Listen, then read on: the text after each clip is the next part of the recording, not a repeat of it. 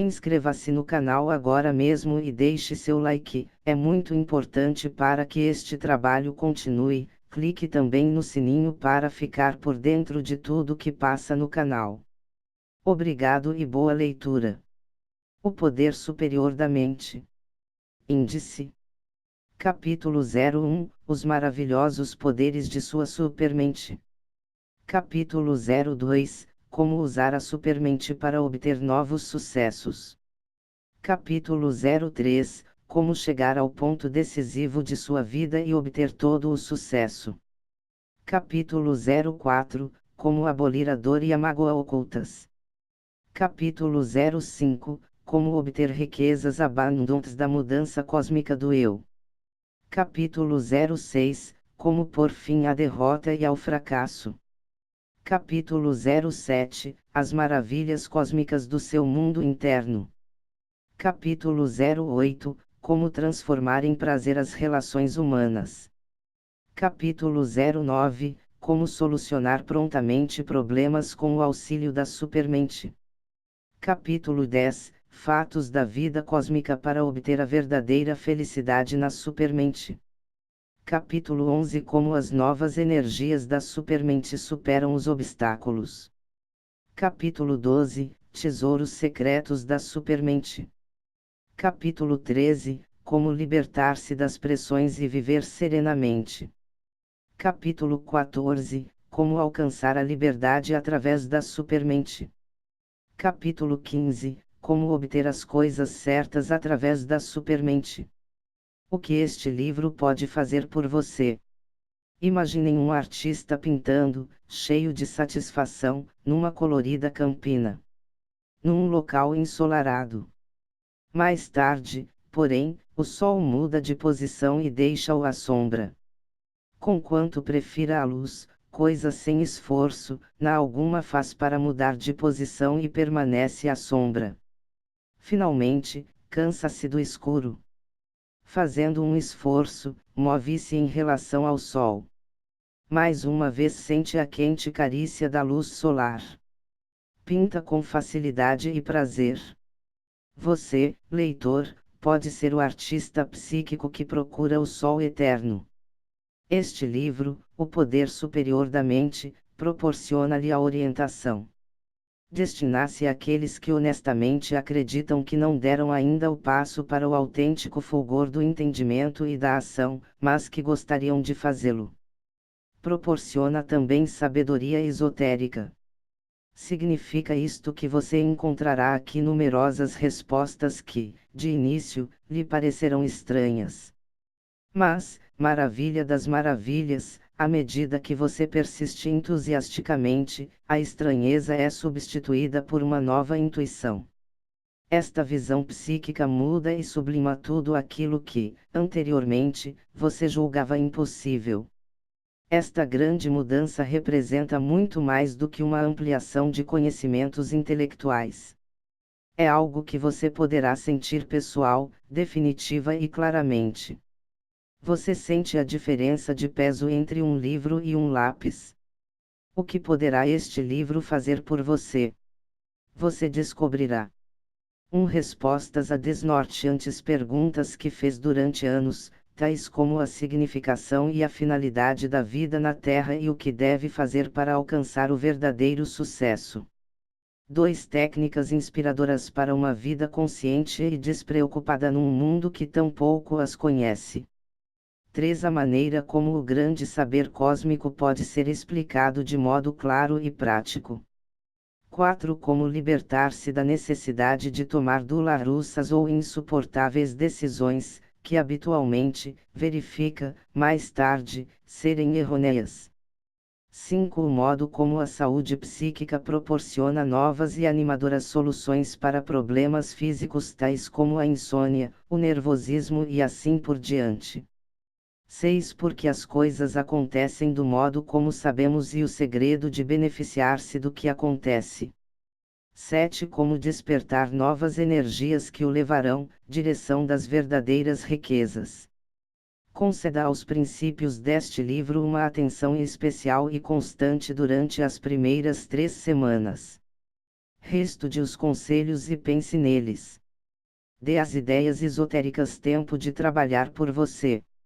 Incluída ao longo destas páginas você encontrará uma série de perguntas e respostas típicas das discutidas em minhas palestras e aulas. Elas podem nutrir a compreensão e o uso do poder de sua supermente de uma maneira muito especial. Leia este livro sem esforço, no estado de espírito de prazer desfrutado, como se estivesse conversando em sua própria casa.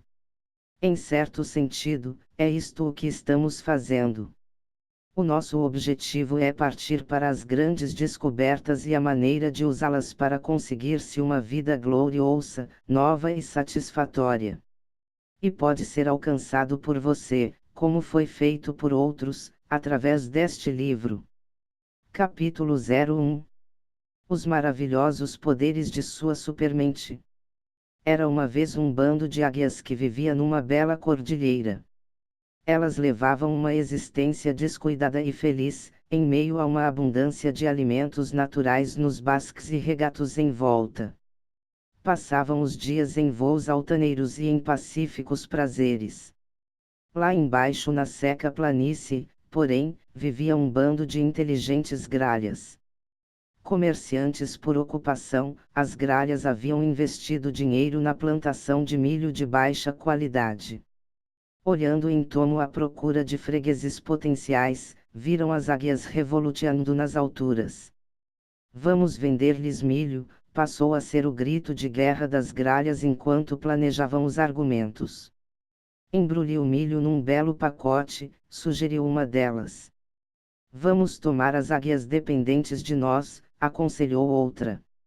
Mais importante ainda, ponderou uma terceira, muito hábil na venda de milho, vamos convencê-las de que o nosso milho não constitui simplesmente uma necessidade, mas é absolutamente indispensável.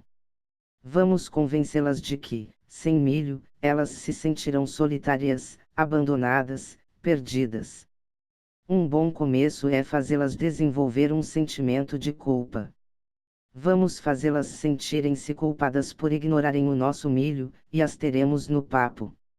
Bem, as águias eram bastante inteligentes, mas um tanto displicentes nos seus pensamentos. Embora se mostrassem inicialmente cautelosas, o milho parecia muito bom. Além disso, economizava-lhes o esforço de procurar comida. Por isso mesmo, foram deixando aos poucos as alturas e descendo cada vez mais até o milharal. Naturalmente, quanto menos voavam, menos vontade sentiam de voar. Ficando com as asas enfraquecidas, foram obrigadas a pular desajeitadamente pelo chão. Disto resultaram colisões frequentes entre si, seguidas de numerosas brigas. Havia, porém, uma águia que não apenas via longe, mas tinha também visão interior. Percebeu que havia algo de profundamente errado em toda essa história. Além disso, o milho simplesmente não tinha bom sabor. No dia em que tentou convencer as amigas a voltarem às montanhas, as gralhas a ridicularizaram e a chamaram de criadora de casos. Acreditando nas gralhas, as águias passaram a evitar a antiga amiga.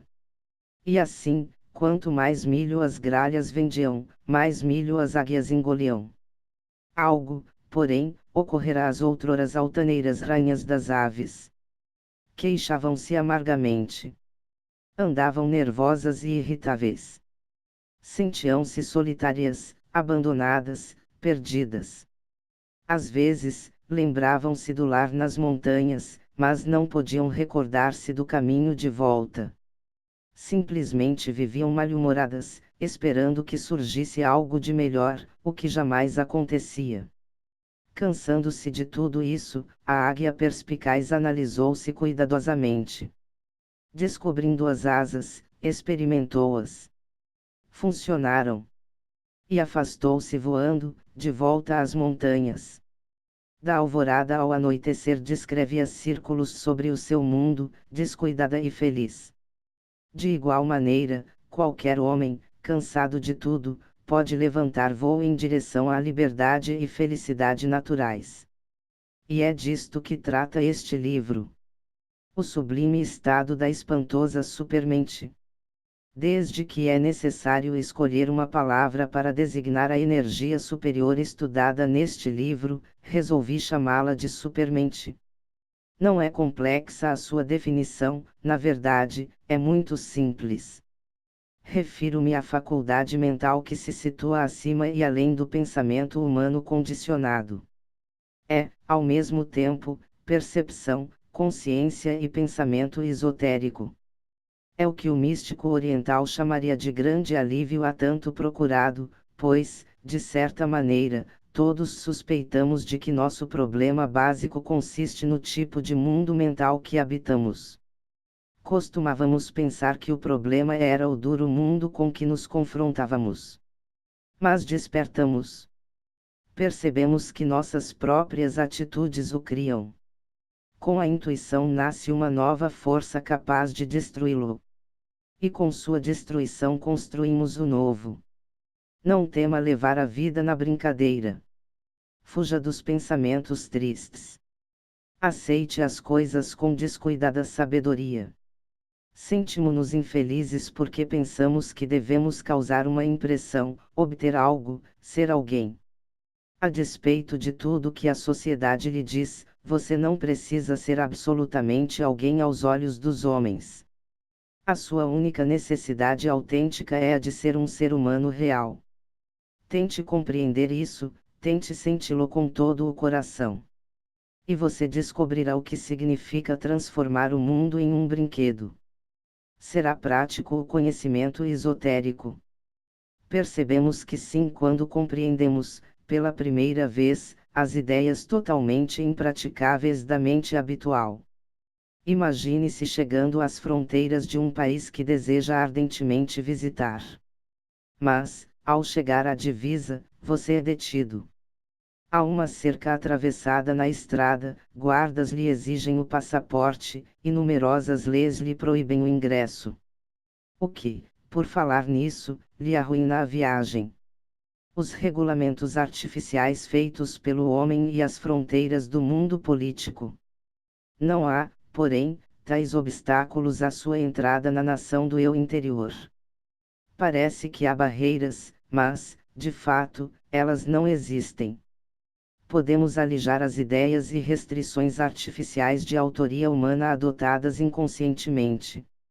Compreendendo isto, todos podemos penetrar na nação maravilhosamente nova do eu interior. Você vive simultaneamente em dois mundos. Você vive real e simultaneamente em dois mundos na mesma ocasião. Nós os chamaremos neste livro de mundo interno e mundo externo. A compreensão desse fato contribui em muito para dissipar as confusões e lhe instalar força psíquica e cósmica. Você vive no mundo externo do corpo físico, de outras pessoas, lores, mundo financeiro, governo, viagens, automóveis, e assim por diante. Mas vive também no mundo interno de pensamentos, sentimentos, desejos, intuições, curiosidades e outros estados psicológicos. É preciso que você coloque seu mundo interno em primeiro lugar na ordem de pensamento. Isto é um ensinamento básico de todas as religiões e filosofias autênticas, incluindo as discutidas neste livro. Mas por que deve vir em primeiro lugar o reino interior, espiritual? Porque o interno controla e configura o externo. Tão simples assim. Não obstante, as massas da humanidade, conquanto hipocritamente admitam tal verdade, não a realizam realmente, o que lhes explica as neuroses. Vejamos, porém, que ligação guarda isto com o seu futuro, leitor. É correto e necessário planejar os assuntos externos, como na compra de uma futura residência. Mas não é correto planejar insistentemente como e onde você será feliz amanhã. Pelo menos por uma coisa, o futuro não se dobrará aos seus desejos.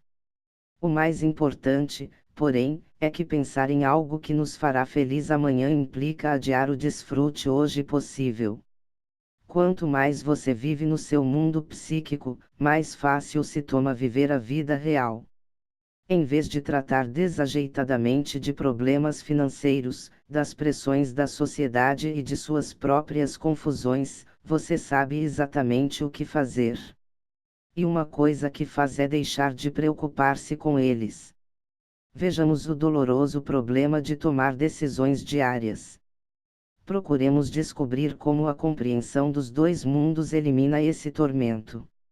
No plano físico é necessário tomar decisões, mas não é preciso que elas o enervem. Podemos seguir o desejo do momento e escolher o temo azul em vez do preto, ou tomar uma xícara de chá em vez de café. Nenhuma decisão é necessária, porém, quando vivemos no alto nível da supermente. Logo que abolimos o falso eu, que consiste em desejos contraditórios, não fazemos escolha alguma em questões a respeito de contentamento. Não existem forças opostas e, por conseguinte, coisa alguma a escolher. Simplesmente vivemos em triunfo, de acordo com os princípios da supermente. Quando estamos na corrente certa, não nos preocupamos com os movimentos do barco para a esquerda ou para a direita, isto é, não precisamos nos preocupar com o que a vida decide por nós. Devemos deixar que ela decida e, alegremente, desfrutar do passeio. A ideia de acompanhar a vida e não interferir nos seus processos naturais constitui uma valiosa contribuição do taoísmo. Compreenda que vive simultaneamente em dois mundos. Sem cessar ponha o mundo interno em primeiro lugar. E você se sentirá em casa em ambos. Enquanto lê este livro, é possível que se pergunte, muito bem, isto é fascinante, mas o que eu devo fazer? Lembre-se de que tudo o que você lê diz-lhe o que fazer, mesmo que a novidade faça-o parecer estranho. É como, desajeitadamente, tentar abrir um envelope onde se esconde o mapa de um tesouro fabuloso. Simplesmente, tenha paciência. Você não precisa visitar a Índia ou o Egito para obter iluminação esotérica. Você pode encontrá-la em sua própria mente. E é realmente maravilhoso como tudo acontece. Você pode ir tão longe quanto realmente quiser ir. A verdadeira finalidade da vida. Os iluminados são a miúde acusados de ser sonhadores desligados do mundo. Ouço dizer tanto isto nas minhas palestras que, com muita frequência, sei de antemão as exatas palavras que serão pronunciadas. Mas a pesquisa prova outra coisa. Henry David Thoreau, considerado por alguns como um indolente, foi um vendedor muito hábil aos seus clientes egípcios. Jacob Uma, além de ser considerado como um gênio místico, era conhecido em sua nativa Gorlitz como excelente homem de negócios e fabricante de calçados. John Barrows, o filósofo naturista americano, era um eficiente auditor bancário. Tudo se resume numa questão de valores. O que é que você considera valioso? A pergunta é respondida por todos os homens segundo a maneira como gastam a moeda mental, os pensamentos. Passemos em revista os falsos valores. Suponhamos que um homem vivesse por algum motivo sob a ilusão de que sua vida inteira dependeria de comer batatas todos os dias. Ignorando a abundância de outros alimentos, ele se apegaria à paixão irrealista pelas batatas. Bem, pode ter certeza de que esse homem será um joguete das preocupações. Mostrar-se-á crítico, áspero e competitivo com todos aqueles de quem suspeite que querem tirar-lhe as batatas. Com toda probabilidade, entrará na SPB, a Sociedade de Proteção das Batatas. Divertido. Homens se identificaram com causas muito mais tolas do que essa. Tolo. Naturalmente. Mas nunca se esqueça de que ele erroneamente supõe que luta pela própria vida. As perguntas seguintes de um dos meus alunos e minhas respostas ilustram que finalidade cósmica devemos perseguir. De que modo posso desenvolver o desejo de ser livre? Você não precisa desenvolvê-lo. Você já o possui. Para dizer a verdade, não pode escapar dele, faça o que fizer. A sua parte consiste em despertar para ele, tomar-se crescentemente consciente de seu chamado e responder ao chamado com um vibrante sim. P. Mas por que é tão difícil fazê-lo? R. É difícil porque não sabemos que é fácil, como o homem que rema porque não vê o motor do barco. Se desistir dos esforços frenéticos, poderá voltar-se e ver o motor. Você não precisa fazer coisa alguma, precisa apenas ver. Este é um dos ensinamentos básicos do Zen. P. Mas há tanta coisa a aprender. R. Não se preocupe com a avalanche de princípios que lhe são dados para trabalhar. Absorva-os agora tão bem como puder, facilmente e sem preocupações.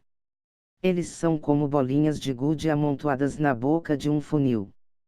Por fim, elas cairão pela abertura, uma a uma, e serão claramente vistas e compreendidas. P. Coisa alguma me confunde mais do que o meu objetivo na vida. Eu respiraria melhor se apenas pudesse saber o que quero. R. Muito bem, respire tranquilamente. No seu mundo externo tenha a finalidade que quiser. Seja um executivo industrial, um artista, um viajante mundial. Isto não faz a mínima diferença. Em seu mundo interno, não pense nunca haver outra finalidade do que voltar ao seu eu natural. Este é o único objetivo que realmente importa. O homem sofre de um eu dividido. Procura a segurança em pessoas e posses, percebendo, ao mesmo tempo, que são vazias. Sente a ânsia de encontrar-se, mas teme o que a autoanálise revelará. Quanto mais modificações faz, mais permanece o mesmo. Declara categoricamente que fará algo e imediatamente faz o oposto. Considera-se um gigantesco logro. Deseja desesperadamente compartilhar de si com os demais, mas coisa alguma tem de seu eu real para dividir. No seu sorriso esconde-se um esgar de preocupação. Tenta sufocar a ansiedade em distrações e teme o silêncio quando elas terminam. O que quer que faça, era sempre. Acima de tudo, sente medo, um terrível medo. O nervosismo leva-o a procurar excitações que, espera, manterá à distância a mortificante crise interna. Mas jamais vence. Cedo ou tarde, é dominado e, uma vez mais, derrotado. Imaginem um doente a caminho do consultório do médico. Perde tempo, distraído aqui e ali por fatos interessantes ou uma manchete de jornal. Mas, ao se embotarem as novidades, lembra-se da doença e continua a caminho do consultório. Durante 1 ou 2 horas oscila entre as distrações e a dor até que, finalmente, compreende que melhor será procurar a cura. A busca humana da plenitude lembra essa situação. Somos distraídos pelas excitações, pelos desejos impulsivos, pelas falsas doutrinas e, acima de tudo, pelo fingimento de que tudo está no melhor dos mundos possíveis, quando, no íntimo, sabemos que está tudo errado. Mas chega o momento em que a dor torna-se insuportável e nossos fingimentos são despedaçados. Com um suspiro de alívio paramos a brincadeira e encaminhamo-nos para a cura certa no consultório da realidade. Mas de que modo ocorre a grande mudança? A primeira fagulha de percepção de que há algo inteiramente diferente assinala o ponto decisivo em nossa vida. Antes, você, leitor, não notava coisa alguma além da vida rotineira. Supunha, por exemplo, que tudo o que se podia fazer com a dor mental era manifestá-la ou suprimi-la. A única e pequena fagulha, porém, surgindo num momento inesperado, acorda-o para possibilidades estranhamente novas. Durou apenas uma fração de segundo. Em seguida, você recaiu no sono, talvez por uma semana, um mês ou um ano, antes que ela fascasse de novo. Mas pouco importa o tempo que transcorre até o vislumbre seguinte. Você viu algo. Você se tomou consciente durante uma fração de segundo. Agora, coisa alguma será a mesma novamente. Empolgado pela realidade, você está a caminho. O caminho de volta, descobrirá, é uma combinação de novos choques, desânimos profundos, novas maravilhas e alegres revelações. E durante todo o tempo você se aproxima cada vez mais da sua própria tranquilidade íntima, da mesma forma que as profundezas do mar são calmas a despeito das tempestades furiosas que lavram na superfície. Ou, como escreveu Ralph Waldo Emerson, a comunicação da verdade pela alma é o mais alto evento da natureza, um influxo da mente divina em nossa mente. São memoráveis todos os momentos em que o indivíduo se sente invadido por ela. Era aquele que pensa que viveu por tempo longo demais a moda antiga e insatisfatória para fazer a grande mudança. Se acendemos uma lâmpada num quarto escuro, nenhuma diferença fará quanto tempo prevaleceu a escuridão, porque a luz ainda brilhará. Seja acessível aos ensinamentos. Este é o grande segredo. O modo como as verdades esotéricas nos elevam o conhece-te a ti mesmo constitui o primeiro passo fundamental. O problema é que, erroneamente, consideramos o conhecimento de nossos hábitos superficiais como a autocompreensão. Não conseguimos compreender que os hábitos superficiais não apenas representam o verdadeiro eu, mas a miúde são também compulsivos e nocivos. A clara compreensão de um hábito nocivo implica eliminá-lo. Precisamos compreender a falsidade porque ela consiste de tudo em nós que é forçado, antinatural e desnecessário. São os hábitos imitativos que nos tomam mecânicos, em vez de espontâneos. Dando um exemplo, um homem talvez pareça a autoconfiante alma de uma festa, quando, na realidade, vive solitário e obcecado. A mulher faz um esforço e mergulha em atividades sociais não porque realmente as aprecie, mas porque teme deixar de correr. Em nosso socorro acode nosso eu real, a natureza essencial da supermente. Consiste ela em tudo que é natural e relaxado. Um dos tipos de falsidade diz respeito à força de vontade. O que comumente se chama de força de vontade nada mais é do que o domínio temporário de um desejo sobre outro. Um homem quer comer menos para perder peso, mas, uma hora depois, é dominado pelo desejo oposto de comer doces. Mas há, realmente, uma coisa chamada força de vontade. E ela surge quando vivemos com base em nosso eu real e não em desejos conflitantes. Pensamos e comportamo-nos erradamente porque não adquirimos o conhecimento da supermente.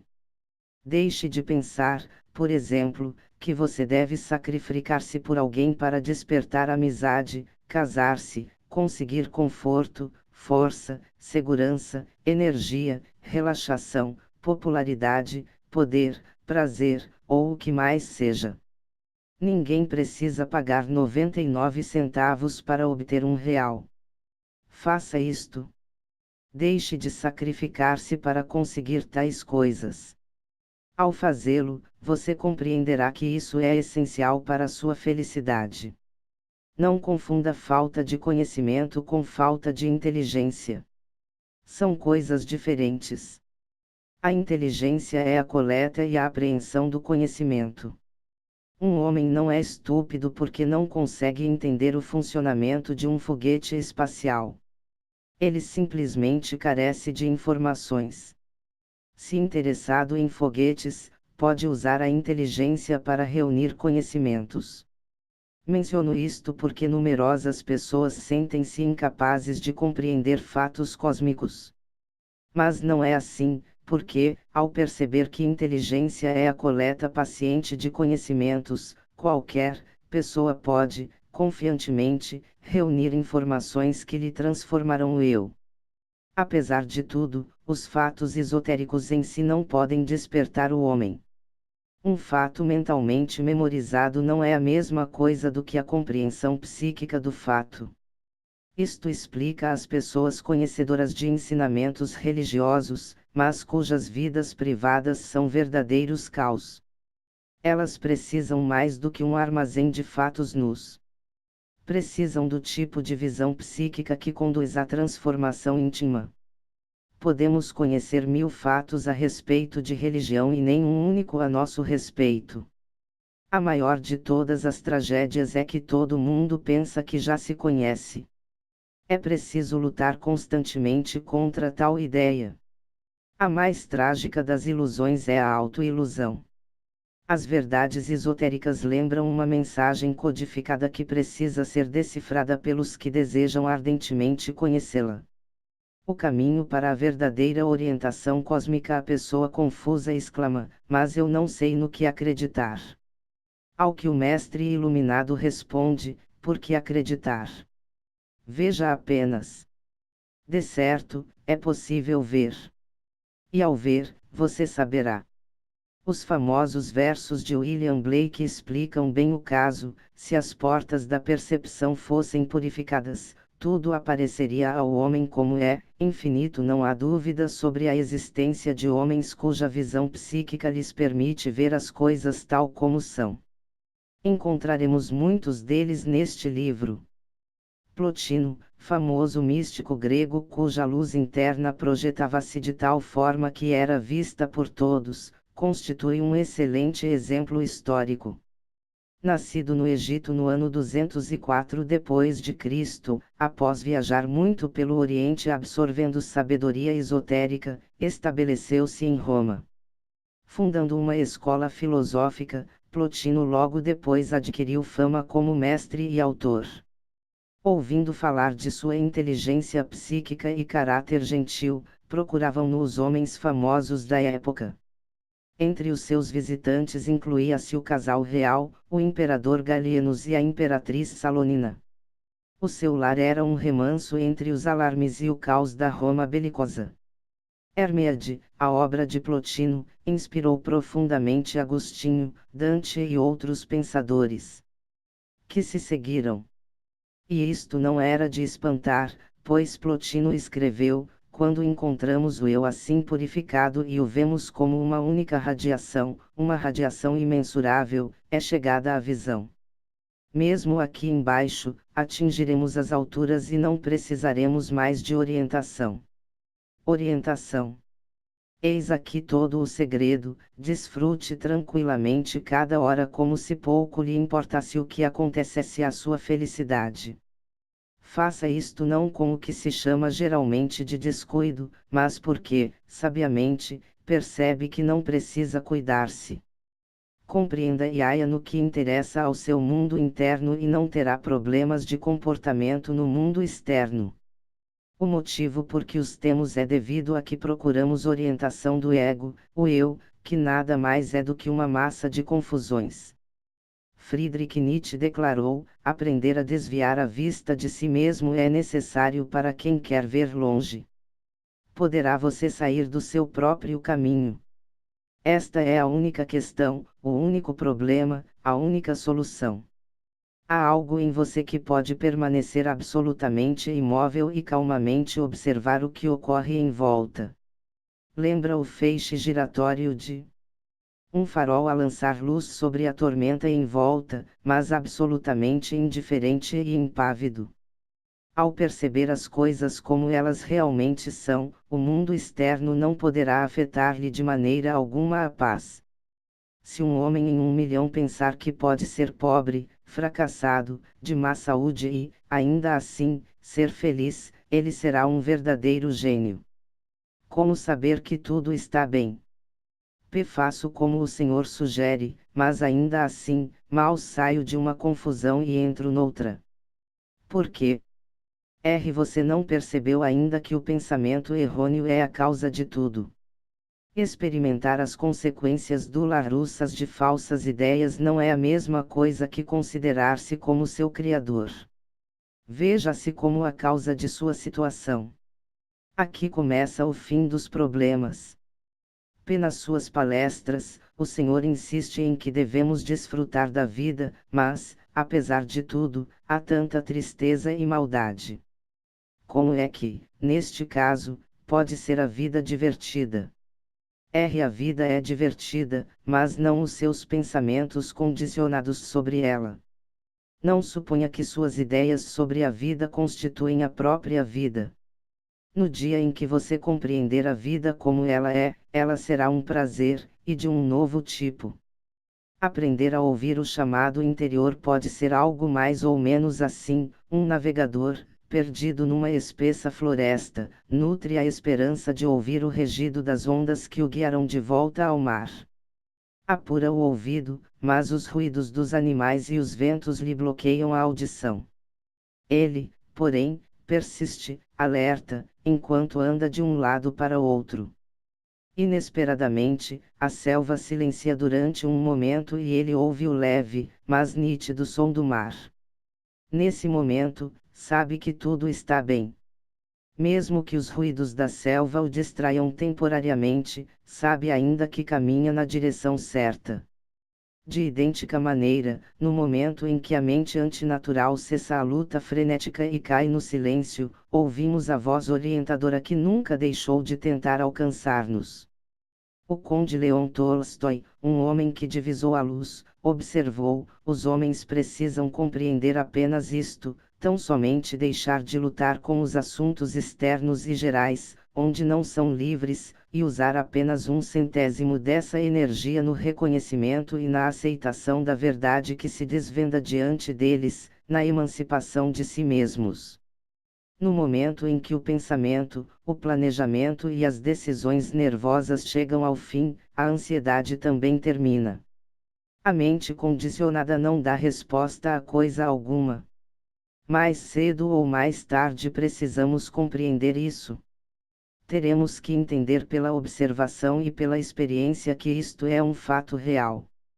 Ao chegarmos ao fim de nossa corda mental, quando não sabemos o que fazer ou pensar, quando todos os caminhos de fuga estão bloqueados, quando tudo é desespero, por que lutar com o problema quando a mente é incapaz de encontrar uma solução?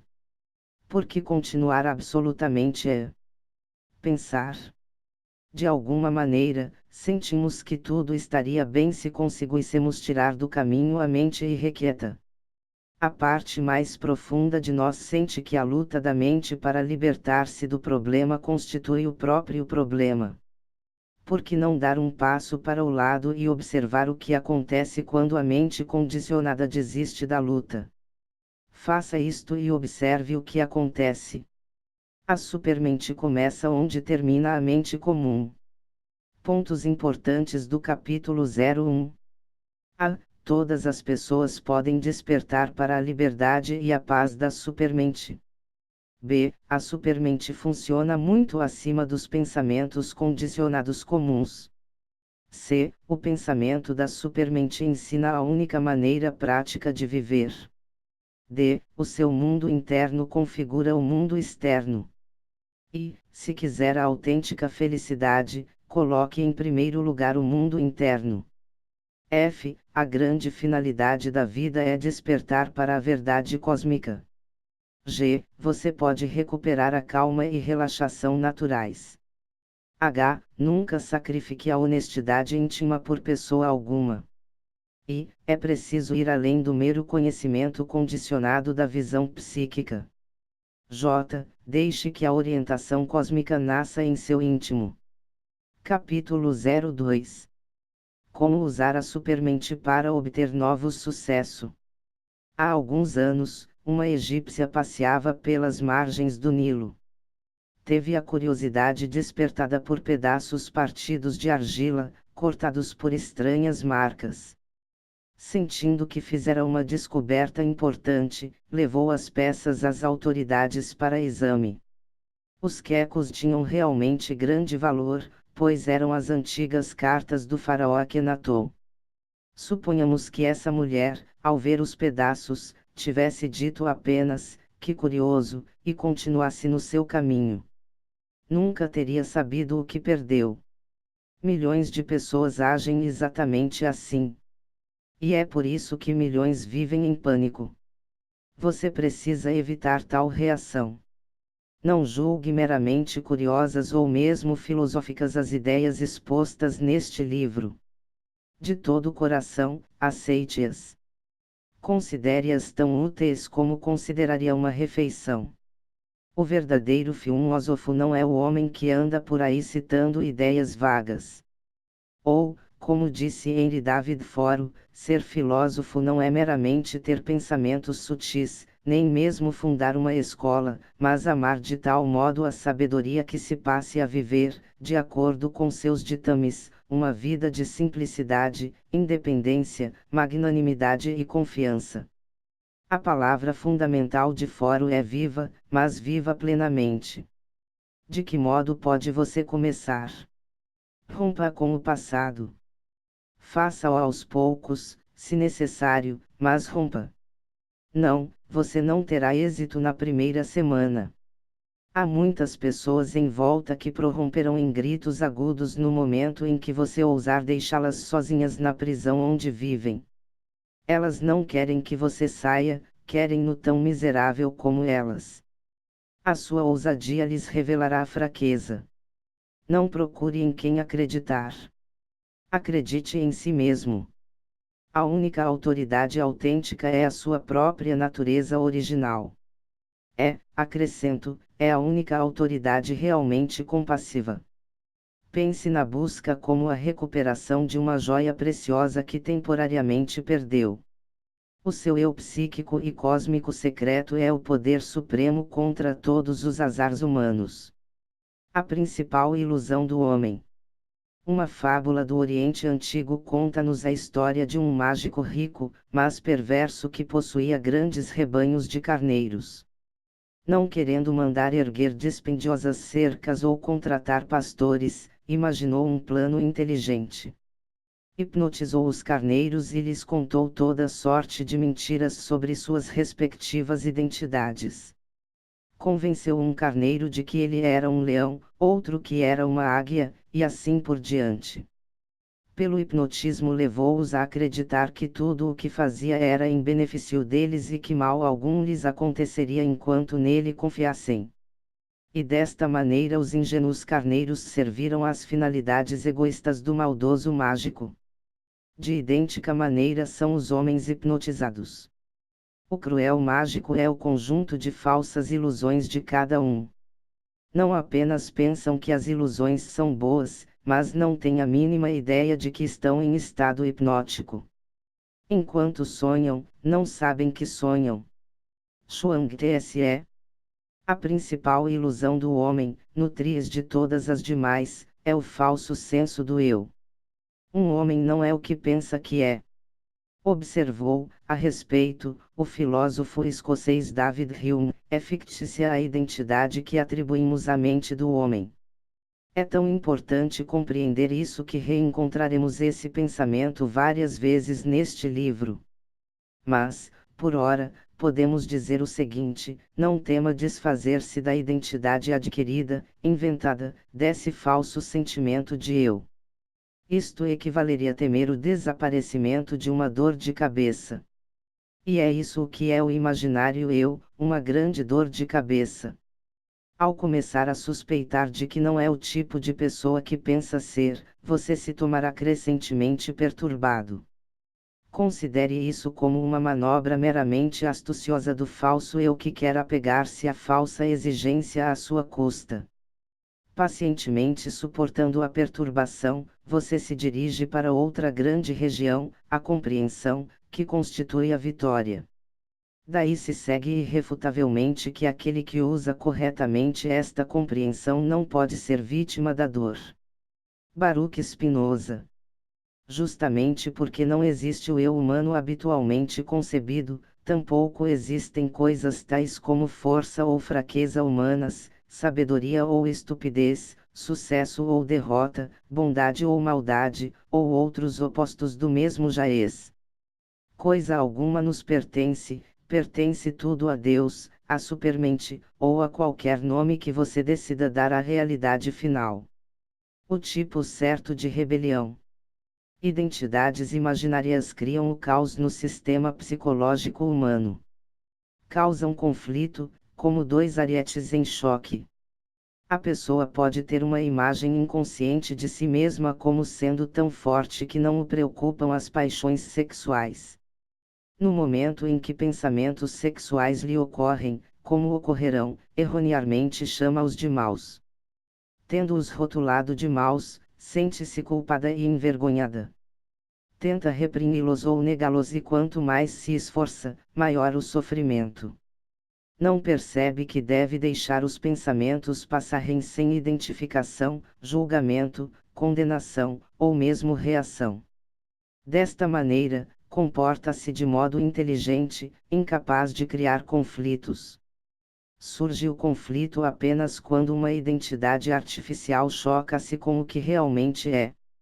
À medida que o eu inventado ou artificial desaparece, cessam também os pensamentos do Larousse. Um desses fantasmas consiste em pensar que alguém ou alguma coisa o aprisiona, restringe-lhe as oportunidades de progresso ou prazer. Pensamento falho, faz-se sempre acompanhar de doloroso ressentimento contra aqueles que julgamos responsáveis pelos grilhões. E isto nos leva a uma rebelião inútil, muito parecida com quebrar um violino porque dele tiramos apenas sons desarmoniosos. Pessoa alguma pode restringir outra. Não, quando realmente compreendemos. Os grilhões existem apenas em nosso falho pensamento. Mas há lugar na sua busca para a rebelião, do tipo certo. Rebele-se contra tudo que, no seu íntimo, considerar artificial. Transforme-se no que você é. Isto porque há uma enorme diferença entre o que o falso eu pensa e o que o eu autêntico sabe. Receba de braços abertos, portanto, a autorrevelação da mesma maneira que receberia uma brisa fresca num quarto abafado. Descubra o que você realmente é, pois aprenderá então o que poderá realmente ser com o cósmico, ou a supermente. Não será tão catastrófico como poderíamos pensar. Reconhecer a nossa própria nulidade, na verdade, constitui uma realização. Parece, apenas, uma catástrofe porque hesitamos, temerosos, em renunciar ao verdadeiro ego. Mas só passaremos por esse negro túnel depois de nele ter penetrado. Nenhuma outra ideia fará mais para libertá-lo de fardos desnecessários, incluindo as falsas culpas e deveres. O egoísmo humano é o inferno na Terra. Quanto do eu artificial deixou que se despregasse hoje de você? Este é o teste do êxito, hoje. Porque devemos transcender o pensamento humano, a vida se esclarece até o ponto em que entendemos como funciona a mente. O pensamento humano é um processo de comparação de coisas. No nível diário, a comparação é útil. Na compra de uma casa, comparamos diversas e escolhemos a melhor. Mas não há lugar para comparações na vida interior. Se você chama a uma coisa de boa, terá que chamar ao seu oposto de má. Mas logo depois, se o mal o visitar, você sofrerá. Se você acha bom quando chega uma carta inspiradora, sentir-se-á mal quando carta alguma chegar. Se você se sente jubiloso com a mocidade, sentir-se-á deprimido ao pensar na velhice. Onde há o bem, forçosamente haverá o mal. Luang, o nosso pensamento não deve ser influenciado por esses dularuços opostos, mas nascer da percepção da supermente. Devemos transcender o bem e o mal concebidos pela mente humana. Além deles encontraremos um novo bem. Pensar na base dos opostos do bem e do mal significa estar espiritualmente adormecido. Neste estado de sono o homem se dilacera tentando ser o que considera o bem e evitar o que julga o mal. Mas é impossível ser humanamente bom ou mal, pois em nosso eu humano carecemos de ambos. Há apenas a bondade cósmica. Todas as autênticas religiões ensinam isso, embora sejam muito poucos os que o compreendem. Que revelação! Significa isto que você jamais deve sentir-se mal a respeito de sua suposta maldade. Este sentimento é a própria coisa que a perpetua. O medo do mal significa que você se identifica com ele, isto é, você supõe ser a sua própria maldade. No seu eu você nem é bom nem mal. Mas tudo isto deve ser analisado até que lhe perceba o significado esotérico. Escute o seguinte diálogo, por favor, demonstre como isto se aplica na situação prática de amizades e relações sociais. R. No momento em que deixar de pensar em termos de opostos, você nem aceitará nem rejeitará pessoa alguma no significado habitual dessas palavras. Você se libertará da solidão envolvida pela rejeição e dos conflitos que a miúde surgem ao aceitar as ligações. Esta orientação proporciona a aceitação totalmente nova de todos, que é autêntico amor. Mas eu sou sensível ao que os demais pensam de mim. R. Como, em nome de Deus, podem os pensamentos de outros lhe prejudicar? É o seu pensamento sobre os pensamentos deles que lhe prejudica. Mude seus pensamentos. Um dos principais motivos da infelicidade é o que chamo de cinema mental. O cinema mental é um mau emprego da imaginação. Você sabe como funciona. Você teve uma experiência desagradável com alguém e repassa-a numerosas vezes na mente. Visualiza o que disse, o que ela fez, o que ambos sentiram. Por mais desagradável seja, você se sente compelido a repetir noite e dia o filme, como se estivesse fechado num cinema projetando uma fita de horror. Para romper, compreenda que você está passando um filme mental. Procure tomar-se consciente do domínio mecânico do filme sobre você. Em seguida, por decisão deliberada, desligue-o. Sacuda a cabeça e rompa. Agora, neste instante, olhe em volta rapidamente. Onde está a dor? Não existe mais. Desapareceu. Você conseguiu realizar algo realmente grande. Você provou que pode desligar o filme e a dor tirânica que ele lhe infligia. Você está livre, e livre agora. Tente esse método. Mesmo que tenha êxito, na primeira vez, apenas durante uma fração de segundo, você teve êxito completo. Compreendendo que o pequeno sucesso é possível, você pode passar aos grandes segredos da busca vitoriosa do eu.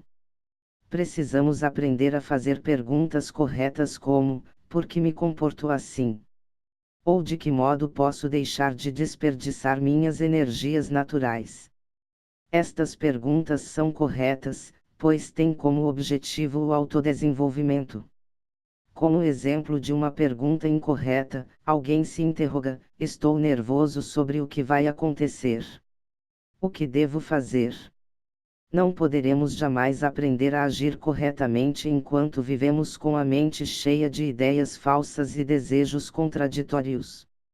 A mente viverá sempre nervosa e inquieta. Ao viver na base da supermente, porém, saberemos exatamente como agir em todas as situações. Ou, como observou Sri Ramakrishna, o ouro é o ouro, não importa onde o coloquemos. Inicialmente, para começar, pensando com a supermente evitamos as situações geradoras de ansiedade. Aprenda a trabalhar em seu próprio bem. A vida vitoriosa pode ser comparada a um jardim murado. A beleza e o aroma ali estão, mas precisam ser merecidos. Não há um largo porão aberto ao público, pois o jardim seria logo depois pisoteado pelos meramente curiosos e pelos que não darão verdadeiro valor ao seu esplendor. O muro deve ser escalado com esforço pessoal, pois este é o teste da sinceridade. O investigador o quer o suficiente para esforçar-se antes de chegar até ele. Se assim, voltará uma e outra vez, a despeito de fracassos após fracassos, ignorando a aparente inutilidade da tarefa, e abandonará todas as posses inúteis que dificultam a escalada. Um dos maiores problemas que enfrentará será a incapacidade de distinguir entre as fontes verdadeiras e falsas de ajuda. Na sua confusão tropeça de um sistema ou mestre até outro, a miúde sucumbindo a doutrinas inúteis ou perigosas. Suas esperanças elevam-se às alturas do puro júbilo, mas, antes de muito tempo, cai outra vez e recomeça a cansativa busca. Mas ele pode ajudar-se a si mesmo. Pelo menos, pode compreender a atual incapacidade de distinguir entre o real e o irreal. Pode observar que a ansiedade o força a aceitar tudo aquilo que promete alívio rápido. Pode perceber que, erroneamente, coloca a excitação emocional antes da clareza mental. Ao perceber o próprio desvalimento, revela a si mesmo um fato de imensa utilidade. Identificando inicialmente a fraqueza em si, pode continuar e descobrir a verdadeira força. Não fique impaciente com o progresso aparentemente lento. Não tente correr mais velozmente do que pode. Se você estuda, reflete e tenta, você progride, perceba isto ou não. O viajante que percorre a estrada na escuridão da noite ainda anda para a frente. Algum dia, de alguma maneira, tudo se desvendará como o desabrochar natural de um botão de rosa. Ao nos aproximarmos gradualmente do lar, nós o reconheceremos. Nascerá um sentimento vagamente familiar a respeito das coisas, tal como numa visita após uma longa ausência.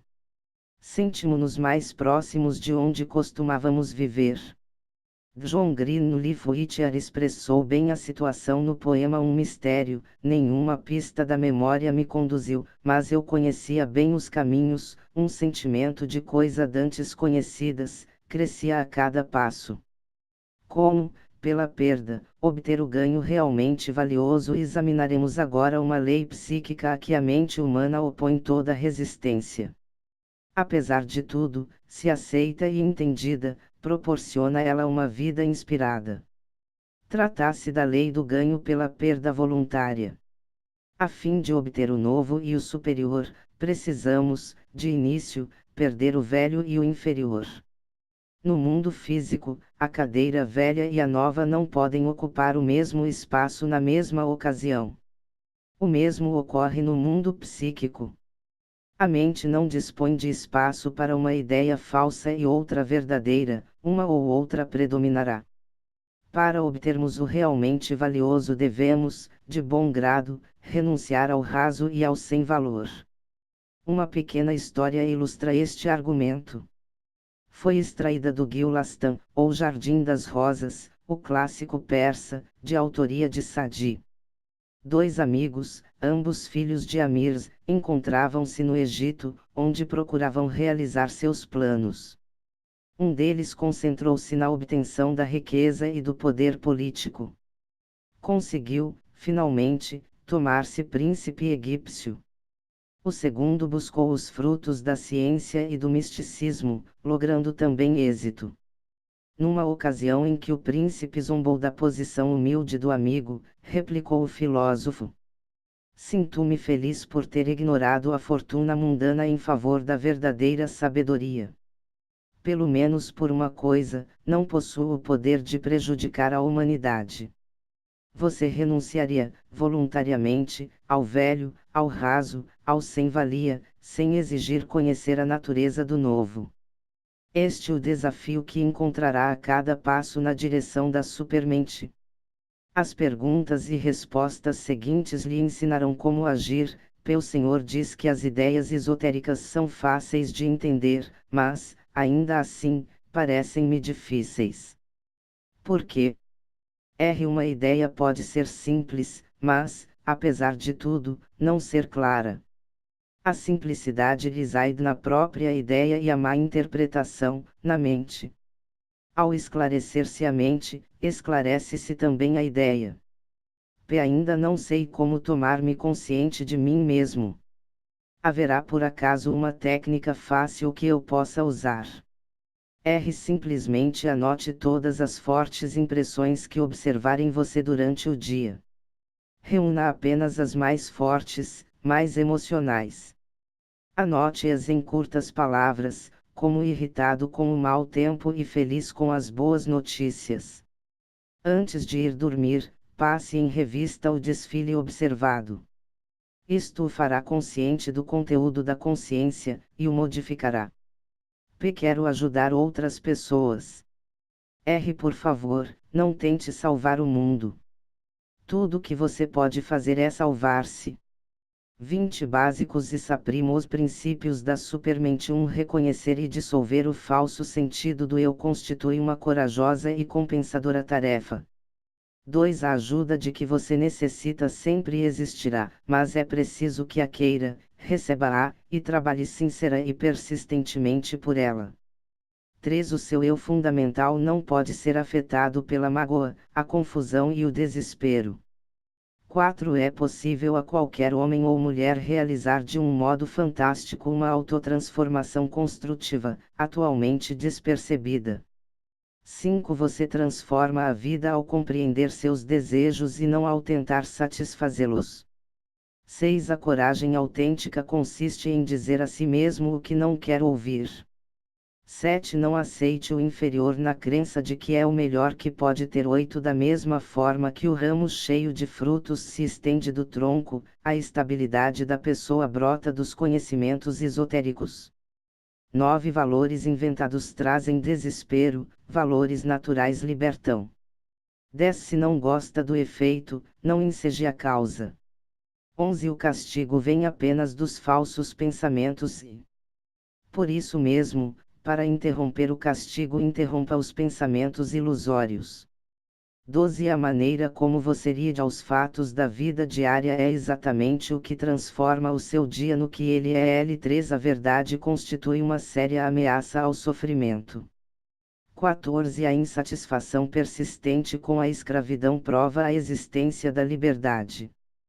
15. Dentro de você, neste exato momento, existe tudo o que você busca, mas é preciso que desperte para o alvo. 16. Não se deixe atrair por coisa alguma que não a verdade cósmica da supermente. 17. Não lute nunca para mudar de situação. Em vez disso, procure mudar seu nível de consciência, ou percepção da verdade cósmica. 18. Tudo aquilo que para ser conseguido de outro ser humano requer o sacrifício da honestidade não vale a pena ser obtido. 19. Você pode agir 1000 vezes melhor do que pensa. 20. A grande finalidade da vida é despertar para as verdades cósmicas da supermente. Permita que a familiaridade com os ensinamentos da supermente transforme-se em aceitação e compreensão. Não combata inconsciente ou subconscientemente o que lhe possa parecer estranho. O leitor ocidental pode julgar, no início, algo estranhas as ideias orientais místicas, tais como as do Zen ou as dos Vedas. Mas, por fim, perceberá que numerosos ensinamentos ocidentais incluem pensamentos místicos dessa origem, entre os quais os do psiquiatra suíço Carl Jung e de Ralph Waldo Emerson, o grande humanista. Um arquiteto recebeu do amigo e empregador a missão de construir uma nova residência. Desejando apenas o melhor para o velho amigo, dedicou ao projeto os melhores esforços. Em todas as ocasiões em que devia escolher entre materiais bons e medíocres, somente os mais finos eram usados. Se melhores resultados podiam ser alcançados apenas empregando mais um dia em determinada tarefa, ele o fazia. 2. Ao ser terminada a residência, o empregador realizou uma comemoração. Após o jantar, ofereceu de presente a residência, em honra dos numerosos anos de fiéis serviços, ao arquiteto, que, sem o saber, a construíra para si mesmo. 3. Escolha para si somente o melhor. Você já sente o que, ao seguir a orientação deste livro? Como obter o poder da compreensão? Suponhamos que uma criança em Los Angeles escreva sua primeira carta, dirigida a um jovem amigo em Londres. Nada conhecendo do serviço postal, pergunta-se como a carta poderá chegar ao destino através de milhares de quilômetros de terra e mar. Carecendo de conhecimentos, preocupa-se e faz nervosas perguntas. Logo que o processo lhe é explicado, porém, percebe que as coisas trabalham em seu favor e relaxa-se. Porque compreende, não precisa mais pensar. Lembre-se desta grande verdade. Percebe agora porque este livro frisa a compreensão esotérica. Ela elimina a necessidade de agitados raciocínios. A grande maioria de homens e mulheres não compreende, mas supõe que sim. Esta situação é exemplificada pela observação humorística, mas arrasadora, de um pensador alemão, relativamente desconhecido, chamado Max Stirner. Comentou ele que os homens vagueiam arrogantemente pelos terrenos do asilo onde vivem, não compreendendo o que são, porque os terrenos são tão vastos. Ao depararmos com uma verdade esotérica que não compreendemos, a reação correta deve ser: bem, o que é, exatamente, que isto está tentando ensinar-me? O conhecimento esotérico elimina toda e qualquer confusão ocasionada pela falta de compreensão. Vejamos a prosperidade mundana. O progresso cósmico não exige que você abandone as pessoas ou as posses da vida. Você precisa apenas deixar de identificar-se com elas, isto é, deve ignorar a excitação passageira por elas causada. Ao conseguir isto, você desenvolve indiferença espiritual para com elas, pois compreende que a simples excitação coisa alguma acrescenta ao seu eu eterno. Compreende também que os sentimentos de excitação reagem sempre criando seus opostos, os sentimentos de dor. Libertado da agitação e da dor a respeito de pessoas e posses, você pode desfrutar de ambas sem lhes temer a perda. A compreensão liberta-nos daquela terrível e tirânica frustração. Enquanto o homem tentar realizar o impossível, a frustração será sua companheira. O impossível consiste em tentar forçar a vida a conformar-se a falsas necessidades psicológicas tais como o louvor e a aprovação dos demais. No mundo externo você tem necessidade real de alimentos, repouso, conforto físico. No mundo interno você tem uma única e autêntica necessidade, a união com a supermente. Este fato é bem ilustrado pelo diálogo seguinte: P. Como posso saber que compreendi certa verdade? R. Quando não repetir mais os mesmos erros, tais como os sentimentos de inveja e a exigência de atenção. Os seus erros baseiam-se em má interpretação. No momento em que você realmente percebe um fato mais alto, não precisa mais comportar-se à moda antiga. Abandona a estrada de areia ao avistar a rodovia. O Senhor diz que somos livres e que sempre o fomos. Eu não compreendo. Não estou livre das dúvidas e do sofrimento. Há um mundo de diferença, literalmente um mundo de diferença, entre um fato cósmico e a maneira como o percebe. É certo que os tomates constituem bom alimento, mas houve tempo em que foram rejeitados e ninguém podia experimentar-lhes as boas propriedades. A percepção é tudo, pois toma o fato pessoalmente funcional. Graças aos seus livros realizei grande progresso, mas a estrada é longa, muito longa. O que devo fazer quando cansar-me? Tome-se indiferente ao cansaço e lembre-se de que a verdade é a única coisa que nunca se cansa de tolerá-lo. Deixe-se fluir. No caso dos que aprenderam mal, o caminho é claro: desaprenda o negativo. Tome como exemplo as aparentes injustiças da vida. Numerosas pessoas julgam que seus esforços para viver honradamente nem despertam recompensa nem apreciação. Alguns pensam que foram bondosos com os demais e que, por seu turno, receberam maus tratos. Há, de fato, injustiça no nível humano, mas nosso objetivo é viver acima dele. No nível mais alto, você ficará atônito ao descobrir que simplesmente não existem sentimentos de injustiça ou vexame. À medida que essas palavras perdem o sentido, você perde o senso de injustiça. Tudo depende daquilo que amamos. Se nossa paixão dominante é a vida mais alta, o que importa se alguém nos recompensa e aprecia ou não? Não, não importa. A águia que plana nas alturas não tem necessidade de ser apreciada pelas criaturas rastejantes. Um sinal certo do aguçamento da compreensão ocorre quando você não mais critica as pessoas maldosas ou criadoras de casos, que lhe despertam apenas compaixão. Você compreende que a maldade não ficará impune e que os cruéis são o seu próprio castigo. Desde que escapou da autopunição graças à nova intuição, você percebe que os demais precisam agir da mesma maneira. E por isso você é bondoso para com eles. Incidentalmente, você deve sentir-se grato aos que o feriram com a injustiça. Ela proporciona o estímulo necessário para procurar descobrir por que se sente injustiçado, o que o liberta da dor desse sentimento.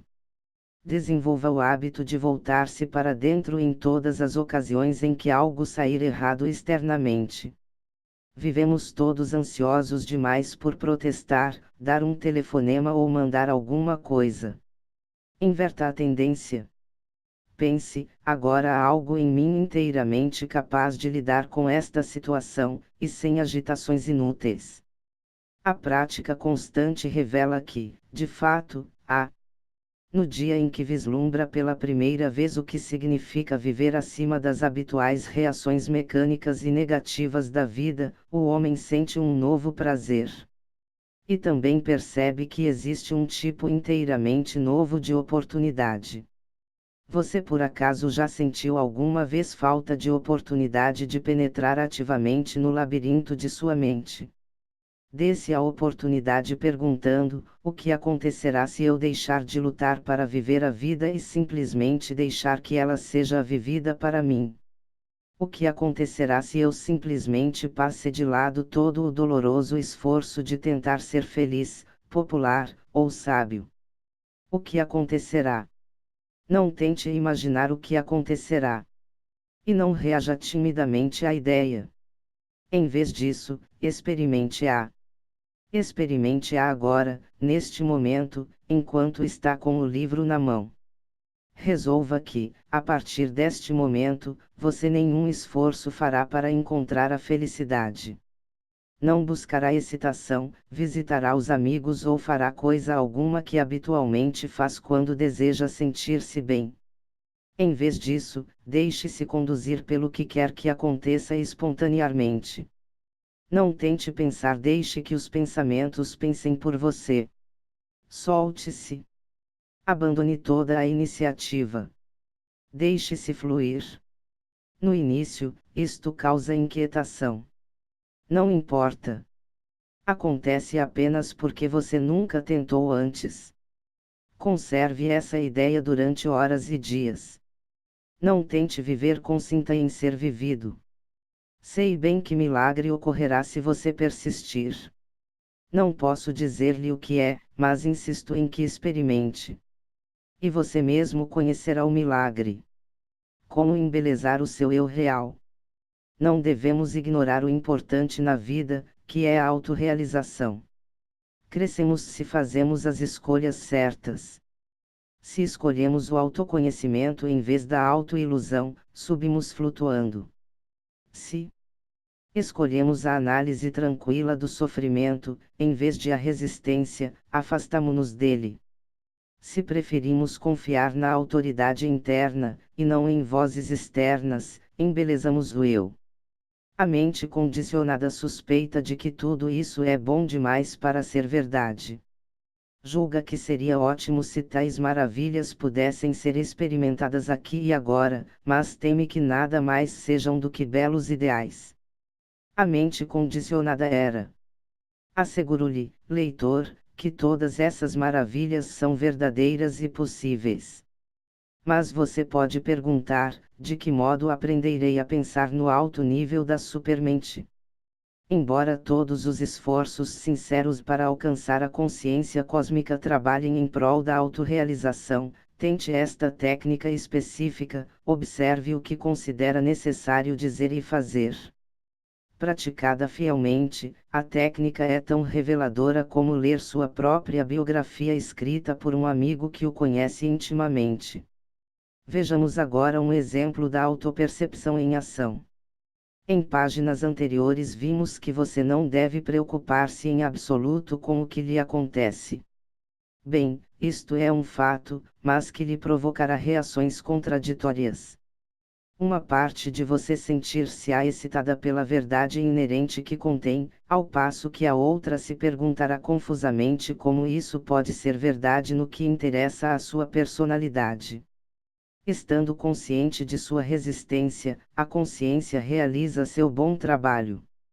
Sobra-lhe verdade e nada mais do que verdade. A consciência de cada reação, por conseguinte, constitui a sua libertação final. O rápido progresso é assegurado quando você procura descobrir o motivo real para fazer algo, e não o suposto motivo.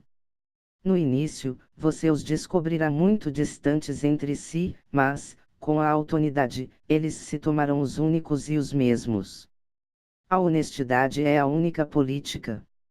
Ela revela, como observa Krishnamurti, a verdade como verdade e o falso como falso. Se perseguimos ideais espirituais apenas como confirmação consoladora daquilo em que queremos acreditar, não as estaremos procurando, mas vagueando. O lema do investigador sincero é por demais claro: a verdade, a todo custo. Quais os custos? Devemos deixar que a verdade nos custe tudo aquilo que pertence ao mundo teatral, especialmente o cansativo ato de fingir que já sabemos a verdade. É mais honesto chorar do que rir. Mas se você chorar conscientemente, por fim rirá com honestidade. A magia autêntica e falsa. A falsa é usada quando o homem quer algo, emprega algum supersticioso truque mental para consegui-lo e, em seguida, orgulhosamente, acredita que o conseguiu com o artifício. Pessoas nos falam excitadamente do aparecimento de algo porque rezaram, mas coisa alguma nos dizem das dezenas de vezes em que coisa alguma apareceu. O que é a magia autêntica? Viver em harmonia com a supermente. O estado interior do homem lembra um campo de batalha onde dois exércitos empenham-se em constantes combates. Um exército busca a vitória espiritual enquanto o outro a combate ferozmente. O homem sofre com essa guerra civil psíquica, da mesma forma que a guerra externa produz vítimas. Para a frente e para trás prossegue a cruenta batalha, e homens bradam de júbilo ao vencerem uma escaramuça para simplesmente recuar em lamentosa confusão uma hora mais tarde. Será esse seu destino inevitável? Será tudo o que existe? Não? Há algo mais. Há uma terceira força capaz de virar a sorte da batalha em seu favor. Conheceremos esse poderoso aliado no capítulo seguinte e descobriremos o que ele pode fazer por nós. Sumário de ideias vitais. 1. A natureza cósmica original é a sua autêntica autoridade. 2. Ninguém na Terra pode negar-lhe os autênticos valores da verdade cósmica. 3. Deixe que o falso senso do eu se dissolva na presença da supermente. 4. Recuse-se a ser vítima do doloroso cinema mental. 5. A verdadeira força nasce do reconhecimento da fraqueza. 6. O seu eu fundamental não pode ser afetado pela dor ou pela mágoa. 7. A compreensão esotérica elimina os pensamentos agitados. 8. A verdade cósmica nunca se cansa de tolerá-lo, leitor. 9. A vida sob a influência da supermente proporciona novos tipos de prazeres satisfatórios. 10. Você não precisa preocupar-se o mínimo consigo mesmo quando confia na supermente. Capítulo 03. Como chegar ao ponto decisivo de sua vida e obter todo o sucesso. Se você as quiser realmente, as revelações contidas neste capítulo poderão assinalar o ponto decisivo em sua vida. Entre todas as perguntas feitas pelos investigadores, uma se destaca acima de todas as demais. A pergunta é a seguinte: quero ter êxito na vida MS plena, mas como? Ai, deixe-me responder com uma única palavra, receptividade, e, em seguida, analisar em sua companhia o magnífico e rico significado de que ela se reveste. Receptividade. A receptividade individual é tudo, absolutamente. Sem ela, coisa alguma se modifica. Com ela, tudo lhe será possível. O contato com a verdade traz à tona o melhor ou o pior do homem. Ao ouvirmos uma verdade, ela cai no eu verdadeiro ou no falso. Se cai no artificial, é rejeitada, distorcida, ou ignorada, nenhum bem trazendo ao indivíduo. Mas se a pessoa adota uma atitude receptiva, a verdade cai no eu autêntico, proporcionando-lhe compreensão e alívio. A receptividade é uma questão de grau. A nossa tarefa consiste em estender-lhe mais e mais o tapete das boas-vindas, permitindo que ela nos auxilie cada vez mais. Um pouco de receptividade abre o caminho para mais, pois cada experimento compensador mostra-nos que a verdade que outrora temíamos e rejeitávamos é a felicidade que almejamos. Será você capaz de receber o que realmente quer? Se puder responder afirmativamente a esta pergunta, poderá ter tudo o que realmente quiser. A receptividade é milagrosa. Modifica o modo como você vê todas as coisas. Vejamos o que comumente se chama de fracasso. É necessário que você fracasse voluntariamente, fracasse muitas vezes sem resistir para finalmente perceber que o fracasso é apenas uma palavra, uma atitude, um sentimento, e nada mais. Na esfera dos contatos sociais, você deve ser tão receptivo que cada contato com outra pessoa revele algo novo a seu respeito. Os melhores mestres são os que se apresentam no seu pior aspecto. Os rudes, os negativos, os queixosos, os loquazes, os chatos, os gargantas. Como ser calmo numa crise? Eis aqui uma nova versão do que constitui um dos ricos resultados da receptividade. O homem adquire intuição sobre as falsas ideias e elas se dissolvem sob o efeito do discernimento. Nenhuma outra coisa o mudará. A moralidade externa, os conselhos, as injunções das autoridades serão em vão. Da mesma forma que Colombo ousou refutar a teoria de que a Terra era plana, o homem deve ousar provar a si mesmo que está em erro. Nessa ocasião, terá razão. Um vendedor inteligente poderá convencer o comprador de que certo par de botas é exatamente o artigo indicado para a difícil escalada de montanhas, mas, no teste prático, o alpinista descobre que elas são incapazes de proteger da dor provocada pelas ásperas rochas. Pessoalmente, ele vê a diferença entre o que acreditava ser verdade e o que é o fato real. É justamente isso o que o sofrimento tenta mostrar-nos. Sofremos porque recusamos ver a diferença entre a verdade e a falsidade, entre a imaginação humana e o fato espiritual. Fechamos os olhos à inadequação de nossas atuais botas, que não aliviam a dor. O sofrimento procura ensinar uma lição. Ouça, você não vive de acordo com a realidade porque prefere as ilusões. Para ser feliz, jogue fora as botas inadequadas. Reconheça que provocam dor, jogue-as fora. Agora você está pronto para usar as indicadas e não sofrerá mais. O gênio místico alemão, Mestre Eckhart, comparava a disposição dos investigadores a côdeas de pão, da seguinte maneira: suponhamos que côdeas de pão são colocadas num fogão, uma de aveia, outra de cevada, a terceira de centeio e a quarta de trigo. Embora o mesmo calor seja aplicado a todas as quatro, algumas saem superiores às demais. O calor não deve ser censurado pelas côdeas inferiores, o defeito reside na própria natureza das côdeas, que resistirão ao calor benéfico. Use o seguinte segredo para desenvolver a receptividade: aprenda a amar situações incômodas. Esta é a única maneira que poderá ensinar-lhe a sentir-se confortável em qualquer lugar. Numa crise, nunca procure proteger seu eu interior. Deixe que ela o abale como puder enquanto se põe calmamente de lado e observa. No dia em que, sem reservas, permitir que isso ocorra, você nunca mais poderá ser novamente abalado na vida. De boa vontade escute o verdadeiro mestre. Não podemos obter o que ele tem a dar-nos a menos que lhe submetamos nossas ideias errôneas para que as destrua. Se recuar, ocultar, argumentar ou defender, tomará impossível a ele dar-lhe o que você precisa. Joias esotéricas para quem as pede.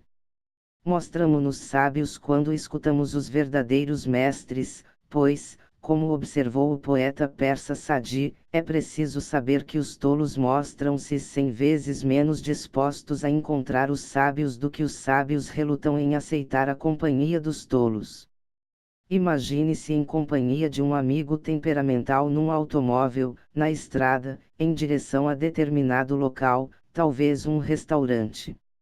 Você conhece o caminho, mas seu amigo, que guia, não? Ao oferecer-lhe orientação, ele a recusa, irritado, insistindo em que conhece a estrada. Mesmo depois de uma dúzia de voltas erradas, ainda recusa. O que faria você? Permaneceria prudentemente silencioso, compreendendo que apenas ele poderá resolver o próprio problema. Espera que os erros repetidos o levem a reconhecer que, na verdade, não sabe e que depois disso o escute. Quanto ao seu próprio estado mental, você fica inteiramente à vontade. Afinal de contas, você não está perdido. O mesmo ocorre na vida espiritual. A verdade não pode, nem tentará, impor-se a alguém porque a parte antinatural do homem sempre ataca e distorce a verdade indesejável. Podemos ter apenas aquilo que queremos realmente, e não o que dizemos ou pensamos que queremos.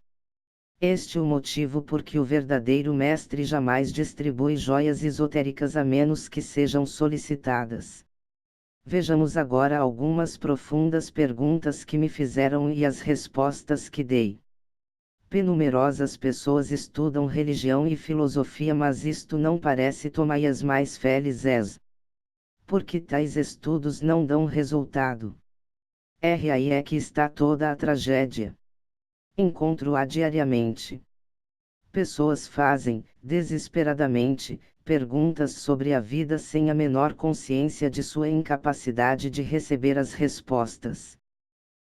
Ao ouvirem uma resposta verdadeira, sem conseguir compreendê-la, tristemente supõem que não existe resposta. A tragédia delas é a não receptividade. O Senhor tomou-me consciente da tolice de seguir as ideias dos demais. De que modo posso romper com essa dependência? Ponha em dúvida todas as ideias que lhe foram apresentadas. Se todos acreditam que 2 e 2 são 5, você ainda sabe que são 4 e deve corajosamente insistir nisso. Há realmente uma solução para o mistério da vida. Naturalmente que há. A verdadeira orientação da supermente. Ondas de poder impulsionadas pela supermente tentam alcançar-nos a todo instante. Procuram acesso para guiar, curar e confortar. Os nossos ruídos interiores, porém, bloqueiam-lhe a influência benéfica da mesma forma que a pessoa que para incessantemente ao telefone e isola-se das chamadas. Bloqueamos o bem cósmico que nos chega através da supermente mediante a recusa de renunciar às falsas identificações e aos volúveis desejos. Deixem-me explicar a significação esotérica do conselho do Novo Testamento: não pense no amanhã. Suponhamos que você decida na sexta-feira comportar-se de certa maneira numa situação que ocorrerá no sábado. O que condiciona a decisão? Simplesmente o desejo especial que o domina no momento. No sábado, porém, um desejo inteiramente novo assume o comando e você se conduz de forma diferente da planejada. Os desejos não têm, porém, o poder de influenciar a conduta coerente ou correta e por isso mesmo não se deve confiar neles. Em vez disso, enfrente a situação de sábado sem ideias preconcebidas sobre o que dirá ou fará. Isto deixa a mente pura, desimpedida e capaz de receber a orientação da supermente. Analisando o momento em que o homem dá uma meia volta, isto é, quando a resistência autoaniquiladora desaparece e surge a autoaceitação enriquecedora, verificamos que o ponto crítico decisivo é alcançado quando ele não a pode aceitar mais. Percebendo a tragédia secreta de sua vida, conscientemente, lança-se a primeira tentativa de rebeldia de libertar-se. O homem é frustrado, conforme vimos, porque age pelos opostos. Rejeita o que pode salvá-lo e abraça freneticamente o que lentamente o destrói. O que acredita ser plenitude é o vazio, o que supôs luz é sombra. Em todas as ocasiões em que bate à porta esperando boas-vindas, não há pessoa alguma para recebê-lo. Em crise, porém, o investigador da verdade cósmica decide corretamente pela primeira vez.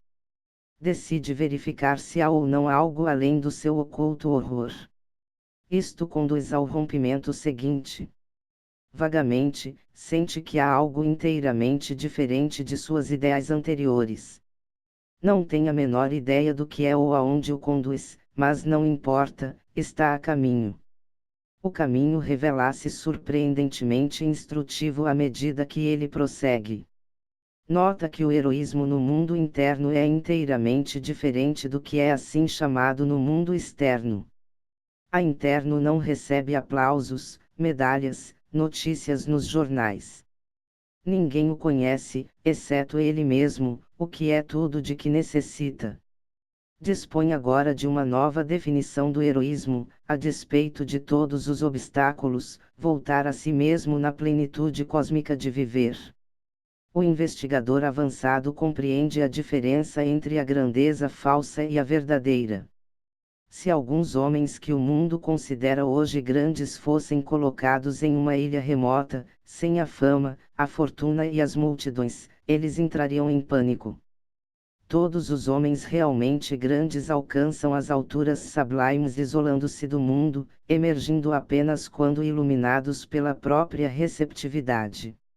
A separação não consiste necessariamente em evitar a sociedade pública, mas em viver física mas não intimamente entre os homens. Tais casos são conhecidos: Cristo, Buda, Sócrates, Foro. Certo sinal da grandeza deles era o desinteresse em formar adeptos, muito. Embora tivessem uma nobreza magnética. Mais e mais nosso investigador sincero compreende a necessidade de coisa alguma fazer, salvo tornar-se pessoa consciente a cada momento que passa. Num relâmpago de intuição, abole a compulsão terrível de planejar, proteger, evitar, revisar, atacar, agarrar, apegar-se, recuar, resistir, lamentar, preocupar-se, esperar, lutar, insistir, exigir, ansiar, batalhar, censurar, desculpar-se, convencer, acreditar. A horrível fardo é alijado e substituído por tranquila percepção. Como fazer uma partida perfeita? Constitui uma lei psíquica e cósmica que homem algum pode receber a menor dádiva a menos que a solicite e peça como se realmente a quisesse. A resistência aos fatos liberadores da vida consiste na recusa em tentar entender ou em rejeitá-los como itens que o indivíduo já compreende. Ao deparar com as primeiras ideias cósmicas, ninguém exige que você as entenda. De que modo poderia? A seu papel consiste em observar com sadia curiosidade e procurar aprender sempre mais. Um método são e sensato como este sempre produz lucros. A mente pode receber melhor as verdadeiras ideias quando são apresentadas indiretamente, como se evidencia nos poemas de Browning, Tennyson, Wordsworth, Whitman. A sabedoria desses autores ladeia a resistência da mente condicionada, penetrando no eu intuitivo, que as reconhece como verdades. Por isso mesmo, uma das nossas primeiras tarefas constitui a tentativa, não de receber, mas de remover os obstáculos à receptividade. Entre eles estão os pensamentos negativos, as reações mecânicas, as atitudes rígidas. A não receptividade ao erro enseja a receptividade à verdade. Não dê boas-vindas a influências negativas. Diga não a tudo aquilo que lhe parece errôneo. Isto é difícil no início porque não queremos reconhecer a falsidade. Podemos admirar a ousada sofisticação de um homem, sem compreender que ser abertamente sofisticado é, com toda probabilidade, um logro. A sabedoria e a força, porém, virão um dia. A árvore nova precisa de proteção contra as tormentas, mas quando inteiramente desenvolvida resiste aos golpes esmagadores dos elementos desencadeados. Receba, com receptividade, a conversação seguinte que tive com um dos meus perceptivos alunos: P. Como posso saber se estou ou não pronto para receber? R. Quando estiver pronto, pela primeira vez, para um bom e honesto pranto sobre a miserável confusão de sua vida, você saberá. Mas deve chorar em segredo, e não em público. P. Acho que descobri em mim um tipo especial de resistência. Adoto uma atitude defensiva quando me dizem que errei. Por quê? R. Você errou ou não? Se, impassivelmente, percebe que errou, não terá problema e não se defenderá. Mas, se compreende que errou e ainda o nega, precisará defender uma posição abalada. Não causa o conflito o ter errado ou não, mas a defesa de uma falsa posição. Não tenha receio de errar porque a consciência do erro é a única maneira no mundo de acertar. P. Mas há tanta coisa a fazer. R. O que se precisa fazer será feito. Não arme uma tempestade num copo d'água. Comece por ver que há algo em você que precisa ser corrigido. Esta é a sua partida perfeita. Se algum dia perceber que constitui um problema para si mesmo, ignore-o, pois há algo refulgente no seu íntimo, a despeito de você mesmo.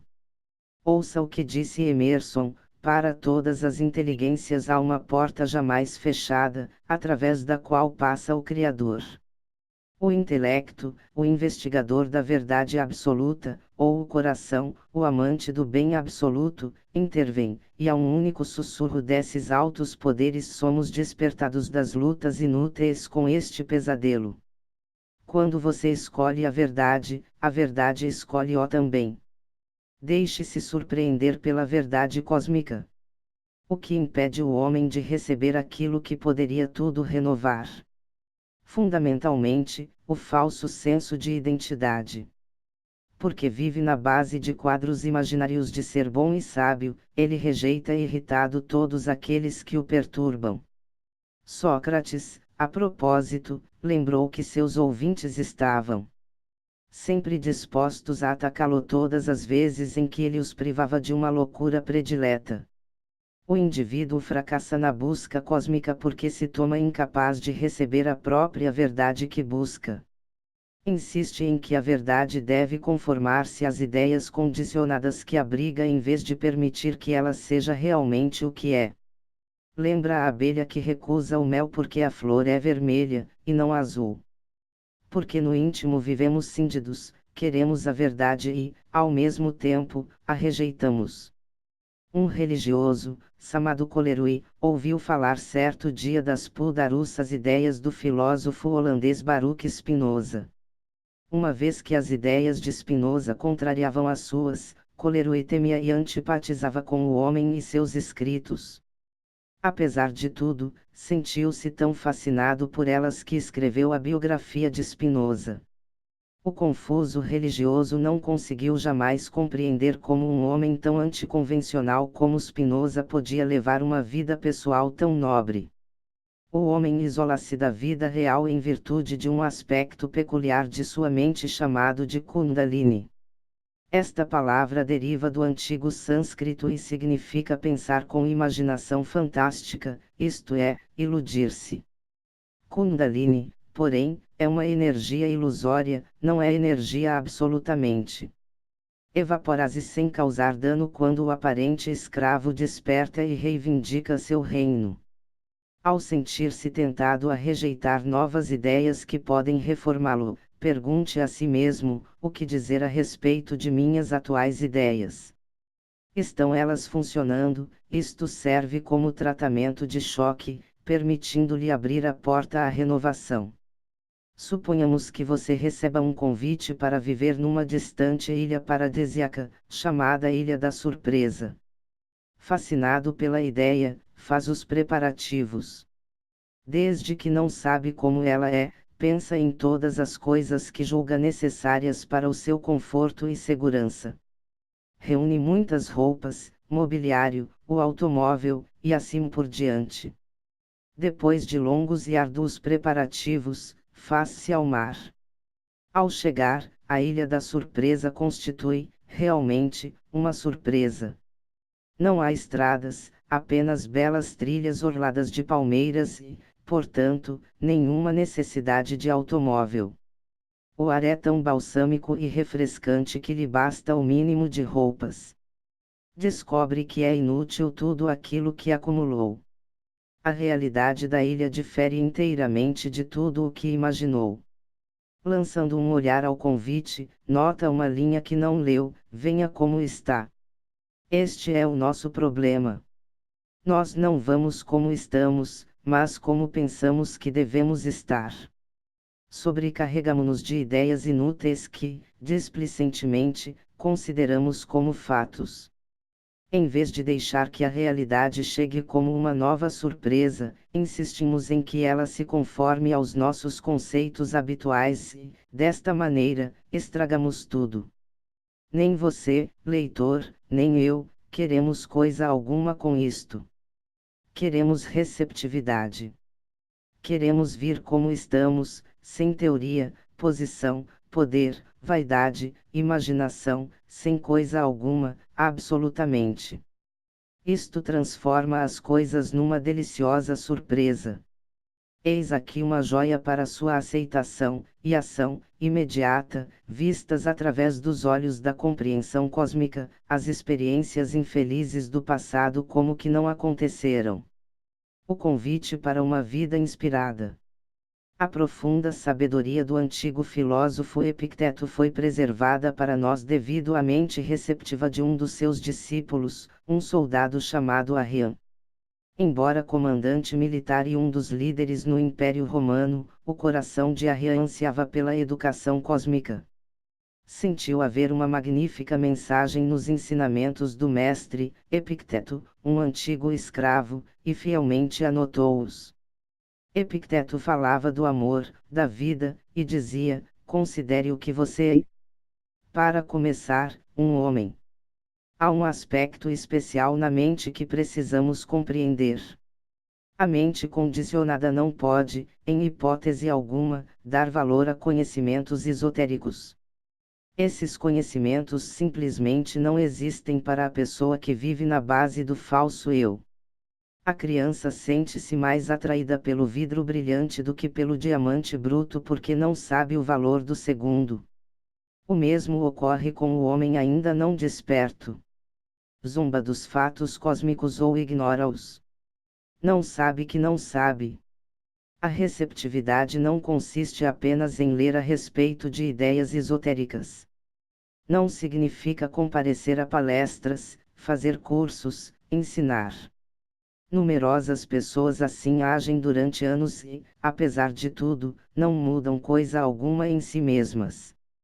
Inconscientemente, estão presas na armadilha da ilusão de que fazer é a mesma coisa que ser. Mas não é, como dão testemunho a irritação e o nervosismo da vida diária. A receptividade é algo inteiramente diferente. É um processo interior que nos modifica os valores e eleva o espírito. É um estado da mente que começa a amar mais os fatos do que as falsidades. É a aceitação total de si mesmo, exatamente como no momento presente. É um processo secreto e, posso acrescentar, de delicioso encanto. Pelos seus frutos conhecemos a receptividade. Sabemos o que nos faz, e por nós. Conhecereis a verdade e a verdade vos tornará livres. João, 8 horas e 32 minutos. O Novo Testamento conta a parábola do rei que enviou uma vez convites para as bodas do filho. Os servidores do rei levaram o convite ao campo, mas ninguém compareceu. Um após outro apresentou desculpas. Um homem estava ocupado na fazenda, o outro com a venda de mercadorias. Alguns dos mais ingratos atacaram os servidores que trouxeram o convite. Não precisamos olhar para muito longe e veremos a mesma situação nos dias que correm. O convite para a vida inspirada é feito com a mesma generosidade ao homem moderno, embora encontre resistências igualmente numerosas. Vejamos algumas, juntamente com algumas penetrantes respostas. Mas tudo é tão difícil. Não julgue o difícil como impossível. Eu tenho convicções de uma vida inteira. Honestamente, o que foi que elas fizeram por você? Eu simplesmente não sei o que fazer. Corajosamente, abandone as ideias fixas. Mas as ideias esotéricas simplesmente não funcionam. Como é que você sabe a menos que as tenha experimentado? Mas estas ideias são contrárias à boa vida. E você está tendo uma boa vida. Eu não preciso de pessoa ou de coisa alguma. Você diz a mesma coisa quando deita a cabeça no travesseiro. Mas eu não sei como começar. Com inexorável honestidade para consigo mesmo. Mas, há algo inteiramente novo. Você não perguntaria a menos que sentisse que há. Como começar a despertar o estilo cósmico de vida? Uma antiga anedota conta a história de dois aguadeiros que se encontraram na estrada. Por favor, pediu um deles, dê-me um pouco de água para beber. Mas, respondeu o outro, você tem água nas suas garrafas? Tenho, mas ela me faz ficar doente. Não é fácil ser rude com pessoas que insistem em conservar as falsas ideias enquanto esperam a felicidade. Mas é preciso dizer-lhes que o castigo da mente fechada é a hostilidade contra si mesmo e a autocomiseração. Que não haja dúvida a esse respeito. Ou lutamos contra a falsidade e por nós mesmos, ou contra nós mesmos e pela falsidade. O homem está no estado de sono psíquico, e disso não sabe. Mas pode despertar para uma vida surpreendentemente nova.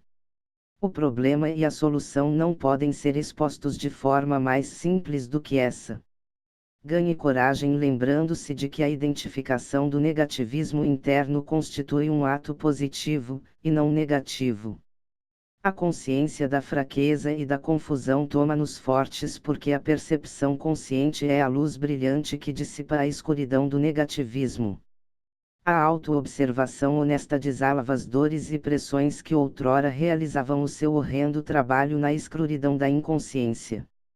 Isto é tão importante que insisto em que você grave e reflita sobre o seguinte sumário: a identificação do negativismo interno não constitui um ato negativo, mas um ato corajosamente positivo que o transforma em uma nova pessoa. Certo tipo de negativismo precisa de atenção especial. Não se sinta culpado a respeito de si mesmo. Recuse, absolutamente, sentir-se culpado. A autoacusação não tem lugar no seu hoje, a despeito dos erros passados. Aceite-se exatamente como é, com todos seus atuais hábitos. Recuse-a calma e impassivelmente como se compreende-se que o eu que censura é uma identidade fictícia construída por ideias falsas, como um espantalho feito de roupas velhas e inúteis. O espantalho não se sente culpado por não ser real. Há algo real em você que tampouco o sente. O início do processo de crescimento e a obtenção da maturidade psicológica podem ser assemelhados a um homem que caminha por um bosque num dia ensolarado. Passando entre as árvores, sente o frio e vê a sombra. Mas, ao penetrar numa clareira, percebe o calor e o brilho do sol. E assim, à medida que continua a caminhar, alternam-se o fulgor e a sombra. O sol é constante e somente muda a relação do homem com ele. O mesmo acontece com o viandante espiritual que passa das trevas para a luz, da dúvida para a compreensão. Mas, quanto mais caminhar, menos densas serão as árvores e mais frequentes as clareiras. Examine a seguinte troca de ideias. Não poderemos por acaso fazer progresso apenas mediante firme associação com as coisas espirituais. Porque o Senhor dá importância à receptividade e não à associação.